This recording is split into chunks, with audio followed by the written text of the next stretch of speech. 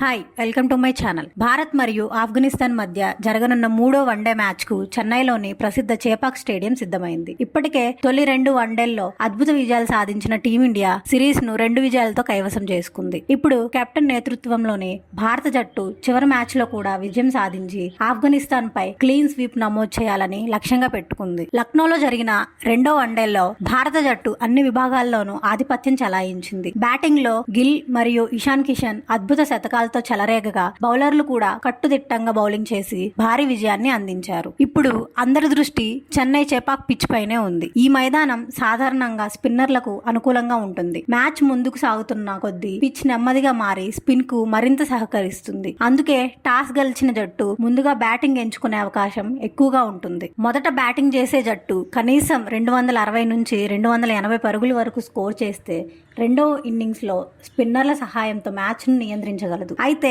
ఇటీవల Bharat బ్యాటర్లు spin bowling ను ఎదుర్కోవడంలో కొంత ఇబ్బంది పడుతున్న నేపథ్యంలో ఆఫ్ఘనిస్తాన్ స్పిన్నర్లను ఎలా ఎదుర్కొంటారన్నది ఆసక్తికరంగా మారింది. సిరీస్ ఇప్పటికే భారత్ ఖాతాల్లో పడడంతో ఈ మ్యాచ్ లో కొన్ని ప్రయోగాలు జరిగే అవకాశం కనిపిస్తుంది. బెంచ్ లో ఉన్న ఆటగాళ్లకు అవకాశం ఇచ్చి వారి సామర్థ్యాన్ని పరీక్షించాలనే ఆలోచనలో జట్టు యాజమాన్యం ఉన్నట్లు తెలుస్తోంది. భారత్ ప్లేయింగ్ 11 పరిశీలిస్తే ఓపెనర్లుగా మన రోహిత్ శర్మ మరియు జైస్వాల్ బరిలోకి దిగే అవకాశం ఉంది. 3వ స్థానంలో కెప్టెన్ గిల్, 4వ స్థానంలో ఇషాన్ కిషన్, 5వ స్థానంలో అయ్యర్, 6వ స్థానంలో కేఎల్ రాహుల్ ఆడే అవకాశాలు ఉన్నాయి. బౌలింగ్ విభాగంలో కుల్దీప్ యాదవ్ స్థానం దాదాపు ఖాయం అనిపిస్తుంది. అలాగే ఆల్రౌండర్లో నితీష్ రెడ్డి, హర్ష్ దూబేలలో ఇద్దరికి అవకాశం దక్కవచ్చు అనుకుంటున్నా. ఇక గాయం నుంచి పూర్తిగా కోలుకున్న హర్షిత్ రాణా జట్టులోకి తిరిగి వచ్చే అవకాశాలు ఎక్కువగా కనిపిస్తున్నాయి. మరోవైపు యువ పేసర్లు గుర్నర్ బ్రార్, ప్రిన్స్ యాదవ్లలో ఒకరికి కూడా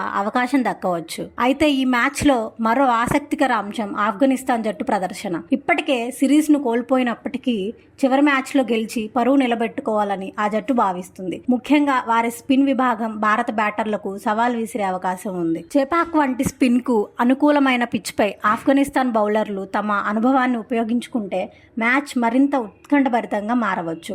భారత బ్యాటర్లు ఆరంభం నుంచే జాగ్రత్తగా ఆడాల్సి ఉంటుంది. ముఖ్యంగా మిడిల్ ఓవర్లలో వికెట్లు కాపాడుకుంటూ పరుగులు సాధించడం కీలకం. ఇక భారత జట్టుకు ఈ మ్యాచ్ ప్రపంచ కప్ దృష్ట్యా ఎంతో కీలకం. యువ ఆటగాళ్లకు అవకాశం ఇవ్వడం ద్వారా జట్టు బెంచ్ స్ట్రెంత్ ఎంత బలంగా ఉందో తెలుసుకునే అవకాశం లభిస్తుంది. ఒకవేళ కొత్త ఆటగాళ్లు మంచి ప్రదర్శన చేస్తే భవిష్యత్తులో జట్టులో తమ స్థానాన్ని మరింత బలపరుచుకునే అవకాశం ఉంటుంది. కెప్టెన్ శుభమన్ గిల్ పై కూడా అందరి దృష్టి ఉంది. ఈ సిరీస్ లో ఇప్పటికే అద్భుత ప్రదర్శన చేసిన గిల్ మరోసారి పెద్ద ఇన్నింగ్స్ ఆడగలడా అనే ఆసక్తి అభిమానుల్లో కనిపిస్తుంది. అలాగే ఇషాన్ కిషన్, శ్రేయస్ అయ్యర్, కేఎల్ రాహుల్ వంటి బ్యాటర్లు కూడా తమ ఫామ్ ను కొనసాగించాలని చూస్తున్నారు. మన బౌలింగ్ విభాగంలో కుల్దీప్ యాదవ్, హర్షిత్ రాణా మరియు ఇతర యువ బౌలర్ల ప్రదర్శన కూడా కీలకంగా మారనుంది.